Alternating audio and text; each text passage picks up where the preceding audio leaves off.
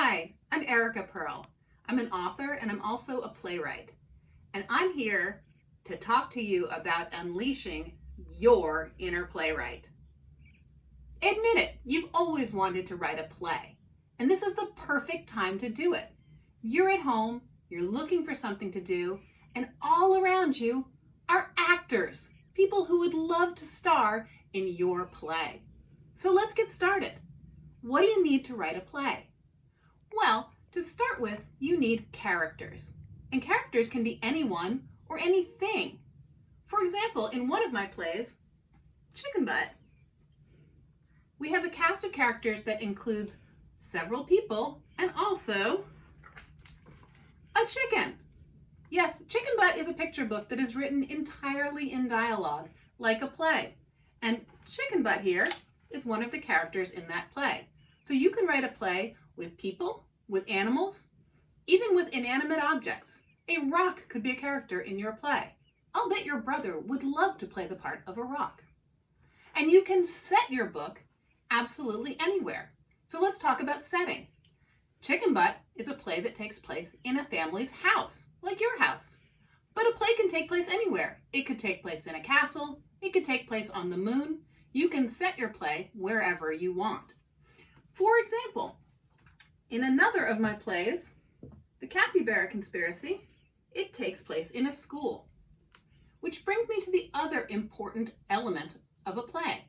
A play has to have characters, it has to have a setting, but it also has to have a problem at the heart of the play. And that gives the characters an opportunity to talk to each other about the problem and to attempt to resolve the problem. So, in The Capybara Conspiracy, the problem is that the four main characters go to a school that is crazy about sports. But the four main characters are not particularly sporty, and they feel ignored by their school. They decide to solve this problem by kidnapping the school mascot. The school mascot happens to be a capybara. Do you see this animal on the cover? That is a capybara. The capybara in the book is named Cappy. Now, a capybara, you may know, is a rodent. It is actually the world's largest rodent. So think of it as more like a hamster that's the size of a small bear or a large dog. It's a 135-pound hamster. And they have an actual capybara at their school. So when they kidnap it, as you can imagine, that leads to more problems, which becomes the plot of this play. Now, when you're writing a play, there are a couple of different things you need to think about. You need to think about your characters interacting with each other and talking to each other through dialogue. You also need to think about things like stage directions. I'll show you here in The Capybara Conspiracy, you have to tell your actors where they are and what's happening before they even talk. And when they talk to each other, you will find out a lot about your characters. In fact, that was one of the reasons that I ended up writing The Capybara Conspiracy as a play. Because as I started to work on this, I decided that it would be better if I could understand my characters by making them speak. And so I started writing dialogue, and I had so much fun that I wrote the whole book as a play. So let's hear a little scene from it so you can get an idea of what that's like. This is a scene between two characters, Olive, who is a girl who is one of the main characters in the play, and Dev, who is a new kid at school. So I'm going to read both parts. Act 1, Scene 1, Farley Middle School. Two kids are sitting in two chairs facing the audience. A sign behind them reads, "Principal's office, wait here." There is a big bowl of apples sitting on an end table between the chairs. One of the kids, Dev, looks a little nervous. He is wearing a baseball cap and holding a file folder. The other kid, Olive, looks more nervous than Dev. Olive selects an apple from the bowl. She polishes it and repolishes it, casting sidelong glances at Dev. Finally, Olive can't resist striking up a conversation. She leans over and asks, "So, what you in for?" And Dev says, "Excuse me?" "You're waiting to see the principal. What did you do? I mean, what is it that you are alleged to have done?" "Me? Nothing." "Good. Very convincing. And I like your approach. Deny everything." "No, really, I just moved here, but my old school hasn't sent over all the forms. So now I'm stuck here until they straighten things out. My name's Dev, by the way. I'm Olive Henry. I guess the fact that I'm waiting outside the principal's office might make you think I'm the kind of kid who gets in trouble. Well, I'm not. I only know what to do if you're accused of something because my dad is a criminal defense lawyer. Ned Not Guilty Henry, I'm sure you've seen his ads on TV.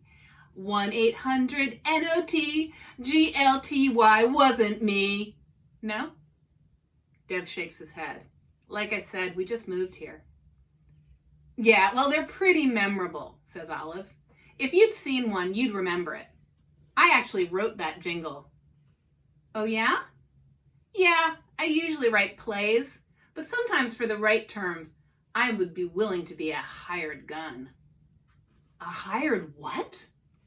Oh, not like that. I meant I sometimes do work for hire. Writing work, not gun work. I've never touched a gun, and I would never hurt anyone or anything. That's why I can't believe people said I... Said you what? Olive, carefully looking around to ensure that no one is listening. Listen, can you keep a secret? Dev nods. Olive looks him over and seems to decide she can trust him. Olive says, they said I killed Cappy. Dev says, whoa, who's Cappy? Olive, seriously? You haven't heard of Cappy? The capybara? The what? Capybara. It's the world's largest rodent. Cappy was our school mascot before this whole mess. The school mascot is dead? He is? You just said he was. No, I didn't. I said people said I killed him, but I didn't. Wait a second. Isn't a mascot like a guy in a costume? At most schools, yes.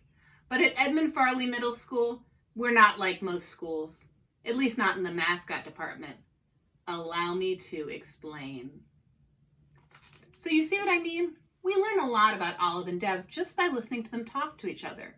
And you can get to know your characters by listening to them talk to each other. So that's what I would suggest you do. Get out some paper, get out a pen, make up some characters, and unleash them on each other. And in so doing, you will unleash your inner playwright. And then, as I said, get your family to come act out the parts, take some notes, refine your play, and put on a performance in your living room. Because the only thing that stands between you and becoming a playwright is writing a play. So go do it. Join us. Join the playwrights. And I'll see you on stage.